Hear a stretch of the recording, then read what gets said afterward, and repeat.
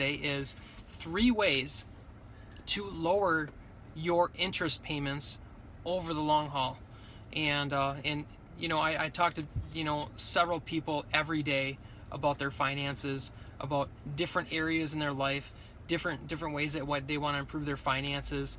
Earlier this week, I had just messaged a gentleman. I haven't seen him in 15 years, and we actually went to the same high school, and we just caught up, and he's just mentioning the struggles that he's having with his finances. I connected with someone today as well about their finances, where they don't have a ton of wealth, they don't really have a lot of debt, but it sounds like they definitely want to improve their finances. So you look left, you look right, there's people everywhere that are looking to improve their finances in some way, somehow. And the purpose of my these Facebook Lives, Periscopes that I do, just to help people get better in their finances. And I just ran across this interesting statistic, and I don't know if you guys have ever heard this before, but the average American spends over $279,000 in interest payments over their lifetime. $279,000. And what I'm going to go over is I'm just going to go over the top 3 ways to help to eliminate, get rid of and reduce the amount of interest that you pay in the long haul. And a quote I actually ran across, and maybe you've heard of this author, Henry David Thoreau. He's an American author, and what he said was, the price of anything is the amount of life you exchange for it. So again, the price of anything is the amount of life you exchange for it. So I'll give you an example here. Let's say I went ahead and got like a $20,000 car loan, right? Whether it's 0 interest or 10% interest or 20% interest, it doesn't matter. If you're paying somebody else and you're buying something, the price that you pay is the amount of time that you exchange for it. So if I got to make a $200 or $300 car payment over 5, 6, 7 years, it's not just the interest that you pay, it's the time that you put into paying that off. How many years it takes to pay that off, how many years it takes to get debt free. What happens to most people when they're in debt, or when they take out a loan, or they take out a mortgage, or they put on some credit card debt, it's not just the interest that you're paying, it's the amount of time that it takes to pay that off. Most people labor their whole life just to keep up with the bills. Most people aren't debt free.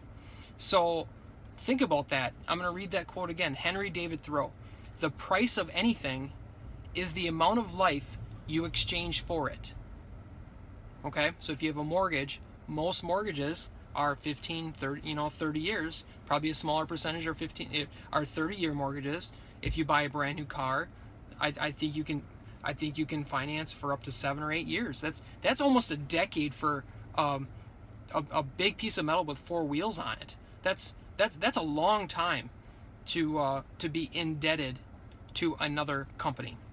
So what are those 3 ways? I'm going to go over those here real quick, because the point of the matter is, if you have debt, chances are you probably work and you work hard. You work 30, 40, 50, 60, maybe even 80 hours a week to pay that debt off, because it's not just the interest that you pay, it's the time that you have to invest at your job to keep up with the bills, to pay off the bills, to just live life. So the first area that you can help to reduce that $279,000 in average American pays in interest is to look at your housing situation. If you're a homeowner, that's awesome, that's fantastic. But what are some ways that you could lower that? Look into biweekly payments. Make a half payment every 2 weeks on it. If your mortgage company allows you to do that, you can take a 30-year mortgage and knock it down to 23. If you're on a 15-year mortgage and you do a biweekly payment, you can take a 15-year term and knock it down to 12 or 13 years. Okay? Are you on an adjustable rate mortgage, an ARM, ARM? adjustable rate mortgage? Is it fixed for so many years and then it can vary, right? You want to get onto a fixed rate so you're not going to get any surprises, and then that rate can go up 1 or 2 or 3% over 2-3 years.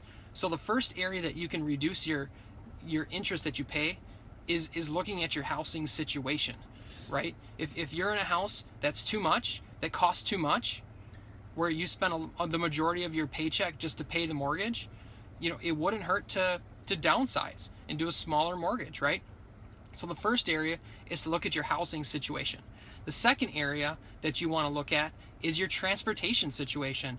Are you leasing a car? Are you paying for an auto loan? Are you renting a car, right? Because that's really what an auto loan is. You're just renting a car, where the bank or the credit union or whatever finance company, they actually own that vehicle, and what you have to do is you have to exchange time for money just to be able to stay in that car, right? So if you're in a car payment, if you have a car payment, do whatever you can to pay that thing off. I've heard of some people, and I actually know a gentleman right here that I actually work with. He's in a lease payment right now, and he just bought just this smaller car that gets up to 50 miles to the gallon. He paid cash for it, and he's stuck in this lease for the next 15 years. 15 years. Let me rephrase. He's stuck in that lease payment for the next 15 months. He's going to have to pay $6,000 now to get out of that, where he's just going to let it sit because he knows it doesn't get very good gas mileage, and he's investing over $300 a month just to have that vehicle. So if you're in an auto loan, do whatever you can to help get debt free. If you're in that auto loan, do whatever you can to pay that debt off, to pay that loan off. If you're in a lease, if you have a lease, any auto salesman that I've talked to, a couple of them are my buddies, and they'll talk to me all day long about how leases are so great, how leases are so amazing, and I have to disagree with that, because if you actually learned how much these finance companies actually made on leases, then you would instantly change your mind. And the reason that car salesmen typically push the lease is because everybody wants to be in a new car.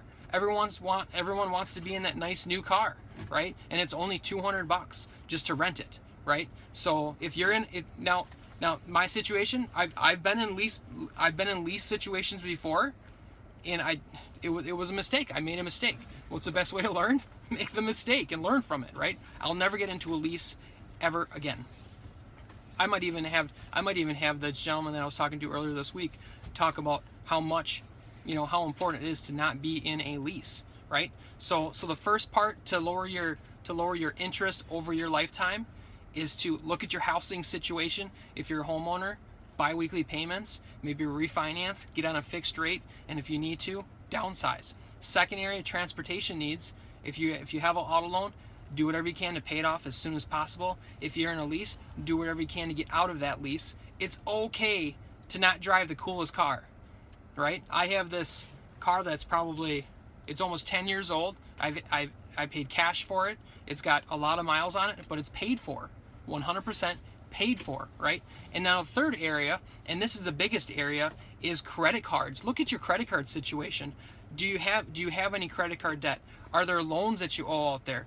Is there any plastic that you have balances on? Do whatever you can, between the housing, your auto loan, and your credit cards.